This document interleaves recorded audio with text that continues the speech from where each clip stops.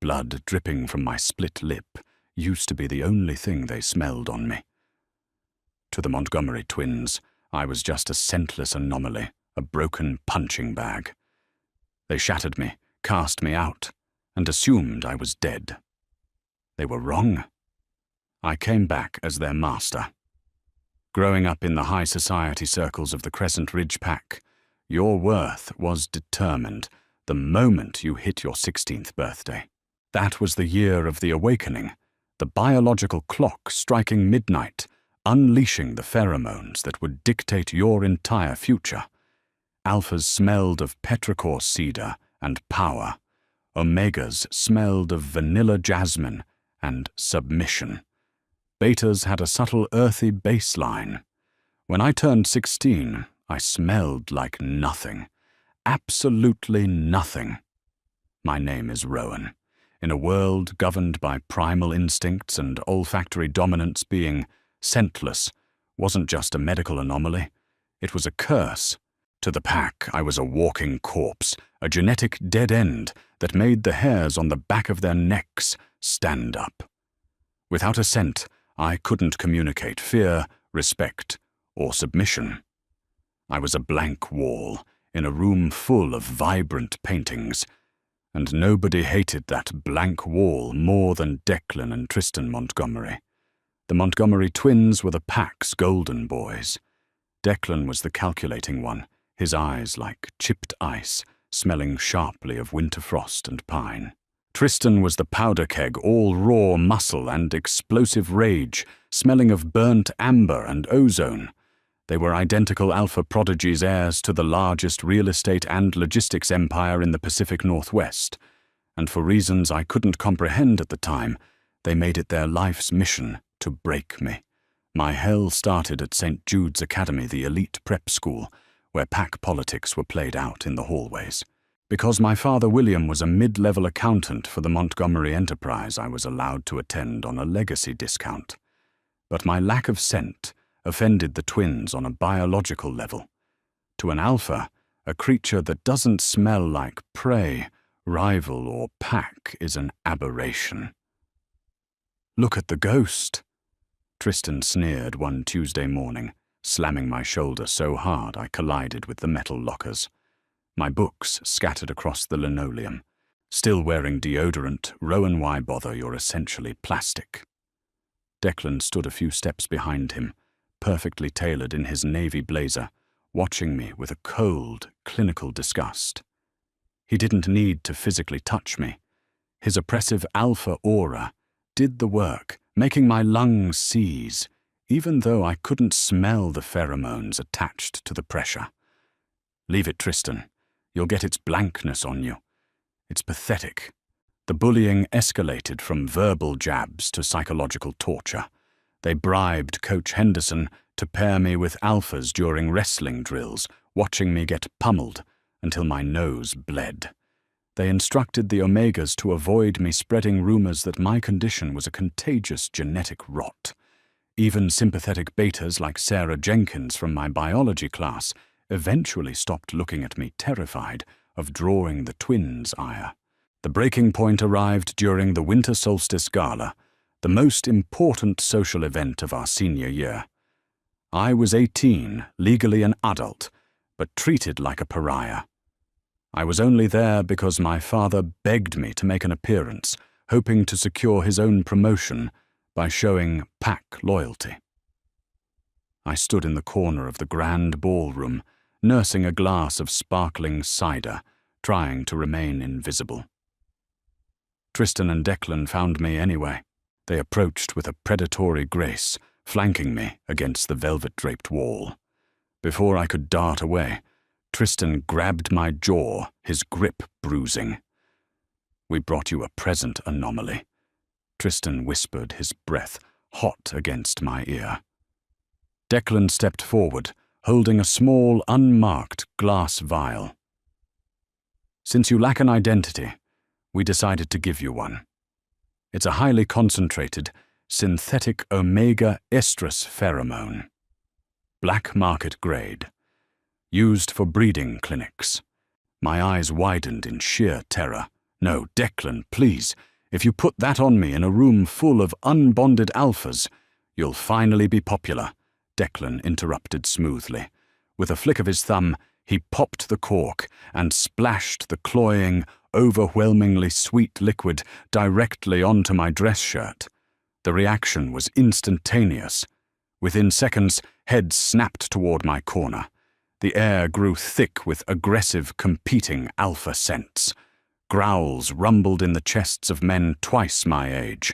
I was suddenly radiating the desperate, screaming scent of an Omega in peak heat, yet I had no biological means to defend myself or submit. Tristan laughed a cruel, echoing sound as he shoved me into the crowd. "Run, little ghost!" I ran. I tore through the ballroom, dodging grasping hands and feral eyes, the synthetic scent trailing behind me like blood in shark-infested waters. I burst through the emergency exit into the freezing December snow, slipping on the ice, tearing my slacks and gasping for air. I didn't stop running until I reached my house. My father was furious, not at the twins, but at me for causing a scene. That night, packing my bags with trembling hands, I realized a cold, hard truth. In this pack, I was nothing but a toy for the Montgomery twins. If I stayed, I would eventually be killed, either by their cruelty or the pack's disgust. I left the Crescent Ridge territory at 3 a.m. I had $300 a duffel bag and a burning, hateful promise festering in my chest. I would survive, and somehow I would make them pay. For 3 years, I lived off the grid in the neutral zones of Portland. The city was a haven for rogues, outcasts, and those trying to escape the rigid hierarchy of pack law. I worked grueling shifts in a warehouse, hauling crates under the table, keeping my head down. Being scentless was an advantage here. Nobody looked twice at me. I was a phantom. But the human body is a strange, terrifying machine, and genetics possess a dark sense of humor. It started a week after my 21st birthday. I was working the night shift when a sudden, paralyzing cramp ripped through my abdomen. I collapsed onto the concrete floor, dropping a box of heavy machinery. My vision blurred, fracturing into violent prisms of light. My boss, a gruff beta named Miller, hauled me to my feet, but I screamed as his hands touched my skin. It felt like my nerves were dipped in boiling oil. "Kid, you're burning up!" Miller panicked, feeling my forehead. "I'm taking you to a clinic." He dragged me to an underground facility run by Dr. Elias Finch, a disgraced geneticist who catered to the unregistered population. By the time I was thrown onto an examination table, my internal temperature had spiked to 105 degrees. My bones felt like they were splintering, reforming, expanding. I was thrashing, violently, biting through my own lip to keep from screaming. "What is he?" I heard Dr. Finch mutter, his voice distorted through the roaring in my ears. "He's 21. He shouldn't be presenting now. The biology is completely wrong." "I don't know, Doc. He never smelled like anything," Miller yelled. Dr. Finch hooked me up to an IV, pumping me full of heavy sedatives that did absolutely nothing. The pain wasn't a disease. It was an evolution. For 48 hours I writhed in that sterile basement room, suspended in an agony so profound it stripped away my humanity. I saw visions of the twins, their mocking faces, the snow at the gala, the disgust in my father's eyes. I fed off that hatred. I let it fuel the fire burning in my veins. On the 3rd day, the fever broke. I opened my eyes, staring at the fluorescent lights. The pain was gone, replaced by an intoxicating, terrifying surge of raw, unadulterated power. I sat up, my muscles thicker, denser. But the biggest change wasn't physical. It was the air in the room. Dr. Finch slowly opened the door. He took one step inside and froze. His eyes widened in absolute terror, his knees buckling slightly. He pressed his back against the doorframe, gasping for air. "What are you?" Finch whispered, his voice trembling. I took a breath, and for the first time in my life, I smelled myself. It wasn't the sharp pine of an alpha, nor the sweet vanilla of an omega. It was something deeper, heavier. It smelled of dark, velvet thunderstorm ozone and absolute, undeniable authority. It was a scent that didn't just announce my presence, it commanded the submission of the room. It suffocated the alpha pheromones, lingering in the clinic, crushing them under its weight. "I don't know," I said, my voice dropping an entire octave, vibrating with a guttural resonance that made the glass instruments on the tray rattle. Dr. Finch slid down the wall, clutching his chest. "I've only read about this in archaic texts. It's a recessive mutation. You're an enigma, an apex. An enigma, a myth.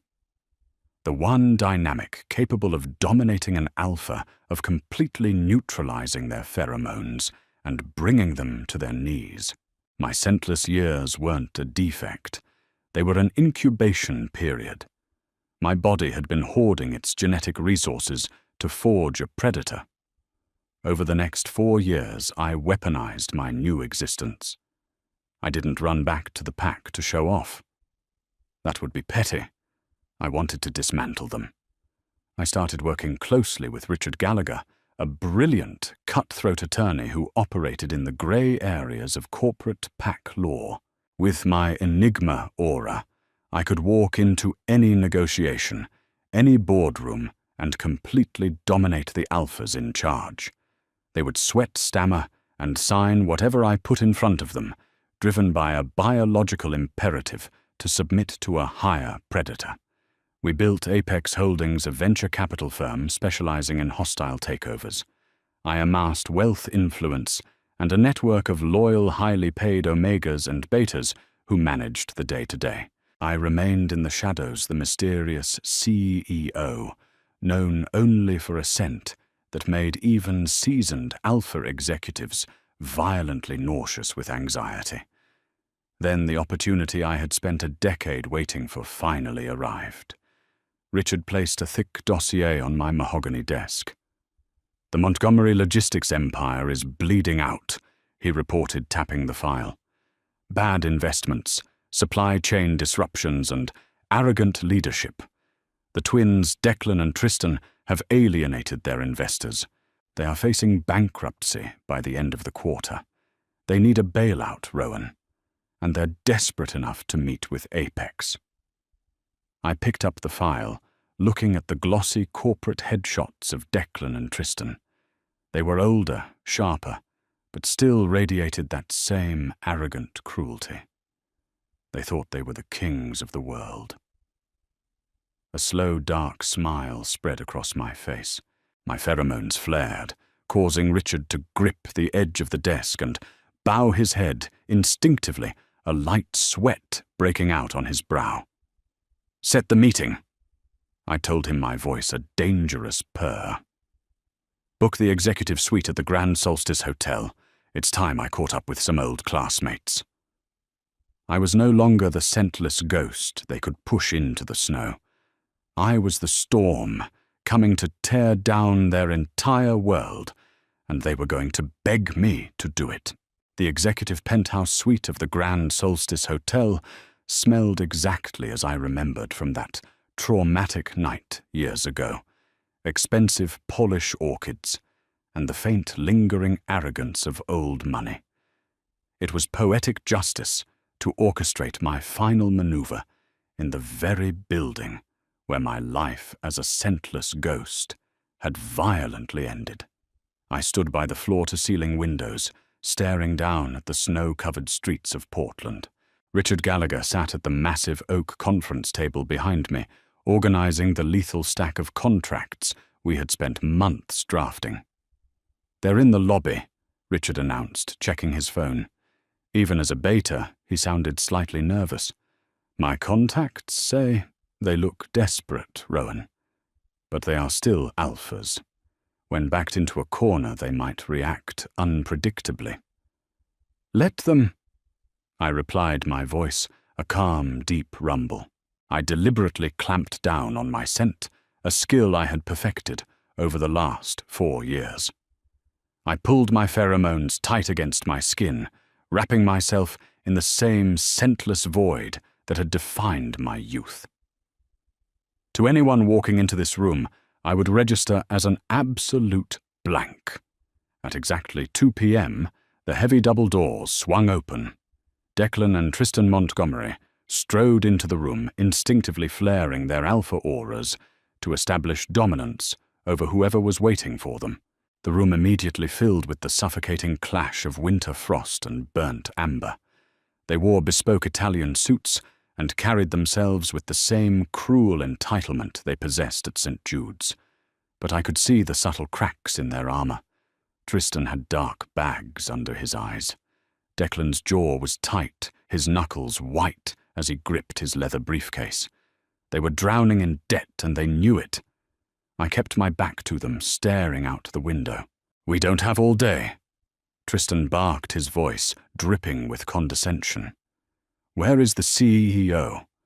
We were told the head of Apex Holdings would be handling this bailout personally." "He is," I said, turning around slowly. I stepped into the light, letting them get a good look at the man they had tortured. I was no longer the scrawny, trembling boy they used as a punching bag. I had 80 pounds of dense muscle on my frame, dressed in a charcoal suit that cost more than their cars. Declan squinted, his ice-blue eyes darting across my face. Recognition flickered, followed immediately by utter disbelief. "Rowan," Tristan blurted out, taking a step back.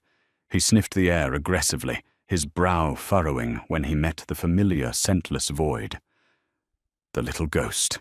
What the hell is this? You work for Apex now. Are you their secretary?" Declan let out a harsh, bitter laugh.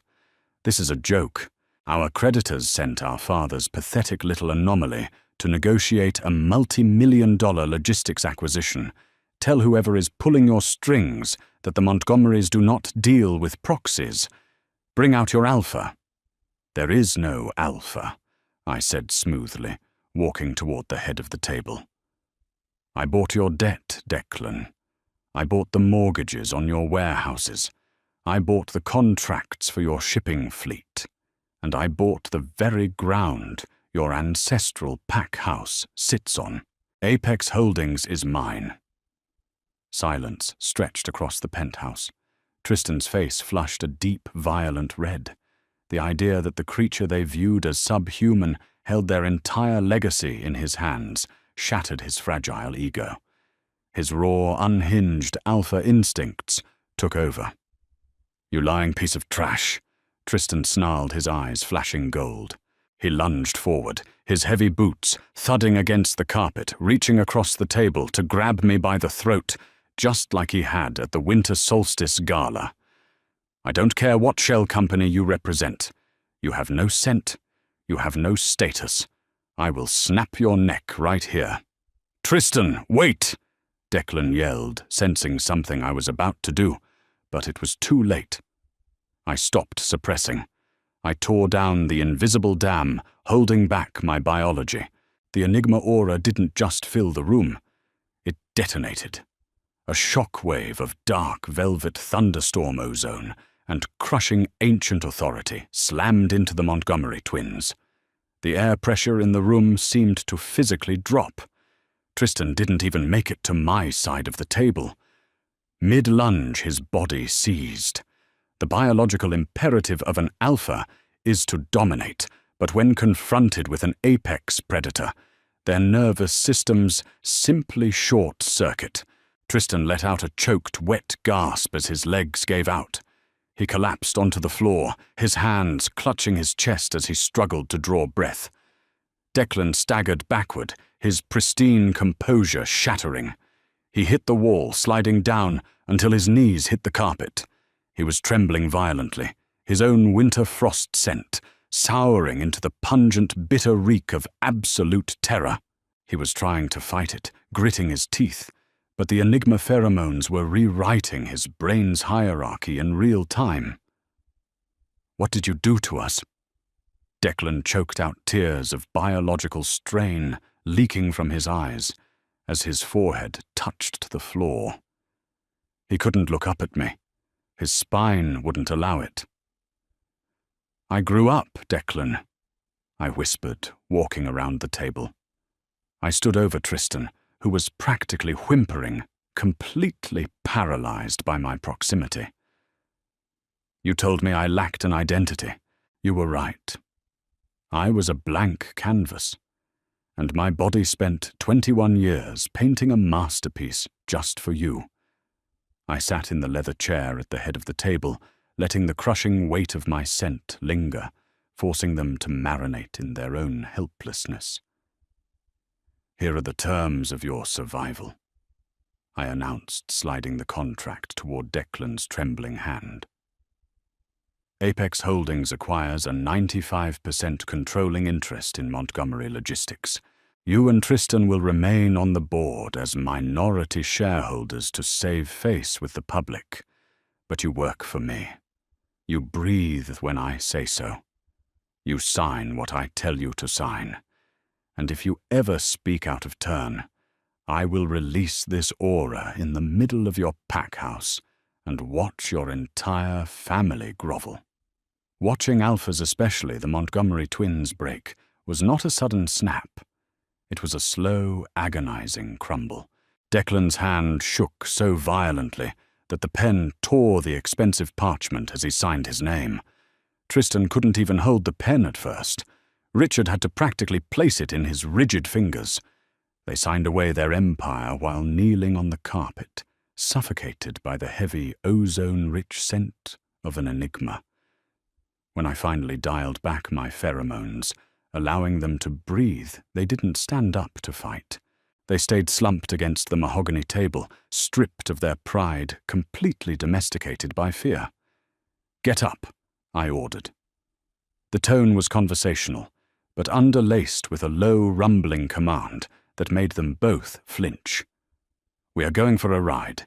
It's time I reintroduced myself to the Crescent Ridge pack." The drive out to the pack lands was eerily silent. I sat in the back of my chauffeur-driven sedan, while the twins sat opposite me, avoiding my gaze. The Crescent Ridge territory was nestled deep in the evergreen forests, a sprawling estate of massive log and glass mansions, governed by the Pack Council. We arrived during the monthly pack assembly. Hundreds of wolves, alphas, betas, and omegas were gathered in the central lodge. The air was a cacophony of scents, pine, citrus, vanilla earth. The council elders sat on a raised dais, presiding over territorial disputes and business reports. When the heavy oak doors of the lodge swung open, the murmuring crowd fell silent. I walked in first. Declan and Tristan flanked me, walking half a step behind their heads, bowed in an instinctual display of submission that sent shockwaves through the room. The pack's golden boys looked like beaten dogs. "Declan, Tristan, what is the meaning of this?" demanded Gregory Pierce, the head elder, a massive alpha whose scent of burning mesquite usually dominated the lodge. "And who is this rogue you've brought into our sacred hall?" I didn't answer right away. I let my eyes sweep across the crowd. I saw the Omegas who used to whisper about my disease. I saw Coach Henderson, who used to let the twins beat me bloody. And in the second row I saw him, my father, William. He was staring at me, his eyes wide, recognizing the face of his exiled son, but utterly confused by the power I radiated. "My name is Rowan," I said, my voice projecting effortlessly to the vaulted ceilings.